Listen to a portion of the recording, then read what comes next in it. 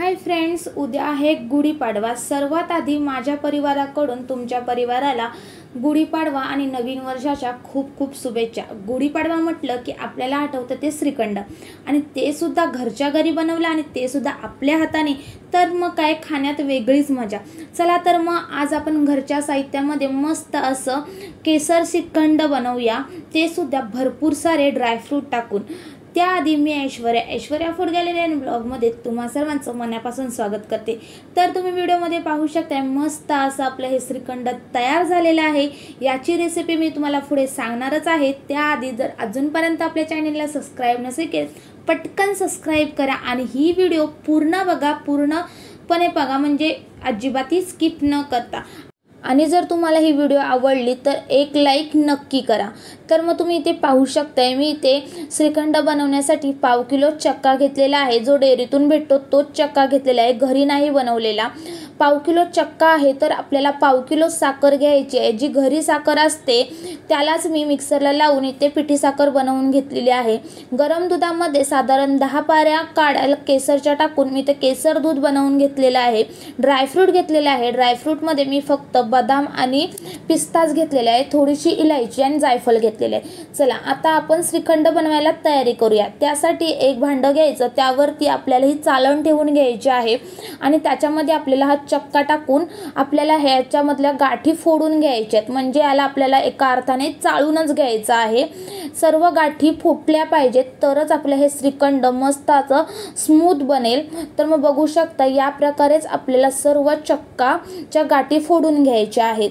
जर तुम्हाला डेअरीतला जर चक्का वापरायचा नसेल तर दही असतं, त्याला एका कॉटनच्या कपड्यामध्ये बांधून ठेवा, त्याच्यावरती वजन ठेवून मस्त असा हा चक्का तयार होतो। तर मग इथे पाहू शकताय मी सर्व अशाच प्रकारे चक्का गाळून घेतलेला आहे, म्हणजेच सर्व चक्क्यातल्या गाठी फोडून घेतलेल्या आहेत। ही प्रोसेस अजिबातही आपल्याला स्किप करायची नाही। तर मग इथे पाहू शकताय मस्त असा श्रीखंडासाठी चक्का तयार झालेला आहे। आता आपण जी साखर ठेवलेली होती ती साखर टाकायची आहे। इथे मी अर्धी साखर टाकलेली आहे आणि अर्धी ठेवलेली आहे।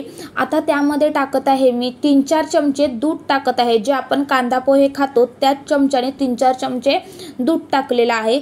त्याला सुद्धा चांगलं असं मिक्स करून घ्यायचं आहे।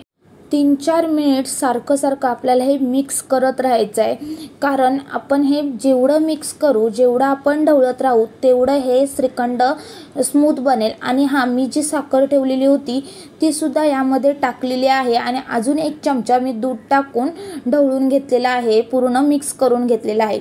आता त्यामध्ये आपण टाकूया जे केसर दूध ठेवलेलं होतं आपण तयार करून, ते टाकायचं आहे आणि पुन्हा एकदा त्याला चांगलं असं मिक्स करून घ्यायचं आहे।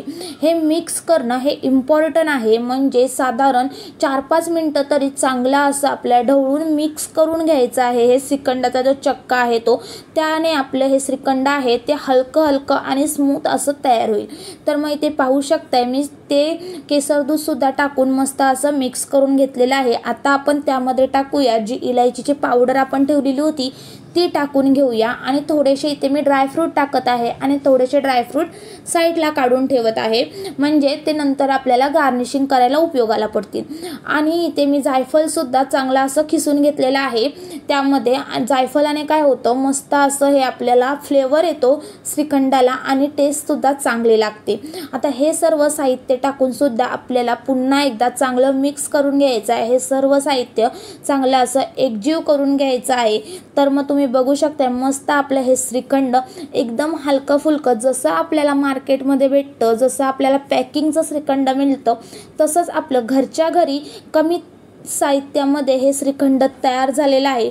फक्त एवढंच की आपण चक्का हा डेअरीतून विकत आणलेला, जर तुम्हाला डेअरीतून विकत नसेल आणायचा तर तुम्ही दह्याचा सुद्धा चक्का बनवून घेऊ शकताय। तर मग मी थोडेसे ड्रायफ्रूट टाकलेलं आहे आणि जो आपलं भांडं असतं श्रीखंडाचं ते पूर्णपणे साईडने सुद्धा क्लीन करून घ्यायचं, त्यानंतरच आपल्याला हे फ्रीजमध्ये ठेवायचं आहे, नाहीतर सर्व श्रीखंडाला पाणी सुटेल किंवा मग साईडून ड्राय होईल। तर मग इथे पाहू शकताय तुम्ही, मी एका वाटीमध्ये तुम्हाला काढून दाखवत आहे श्रीखंड किती मस्त असं हलकं फुलकं आणि स्मूथ असं तयार झालेलं आहे आपलं हे श्रीखंड। आता मी वाटीमध्ये हे श्रीखंड काढलेलं आहे. वरून थोडंसं केसर दूध टाकते आणि थोडेसे ड्रायफ्रूट टाकून हे गार्निशिंग करून घेत आहे. किती भारी दिसते हे श्रीखंड.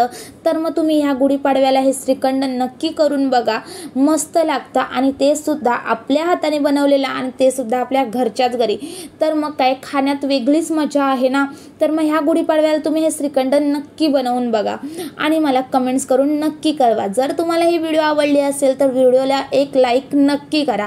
अजूनपर्यंत जर चॅनलला सबस्क्राईब नसेल की तर पटकन सबस्क्राईब करा आणि अशाच नवीन नवीन व्हिडिओ बघण्यासाठी बेल आयकॉन देखील प्रेस करा. म्हणजेच अशा नवनवीन चमचमीत झणझणीत व्हिडिओची नोटिफिकेशन पहिल्यांदा तुमच्यापर्यंत पोहोचेल आणि त्या तुम्ही पाहू शकताय. जर तुम्हाला या गुढीपाडव्याला श्रीखंड नसेल बनवायचे आणि पुरणपोळी जर बनवायची असेल त्याची सुद्धा व्हिडिओ आपल्या चॅनलवर अपलोड केलेली आहे. तर मग तिथं जाऊन एकदा नक्की चेक करा. चला तर मग एक नवीन व्हिडिओ सोबत भेटूयात. तोपर्यंत बाय बाय.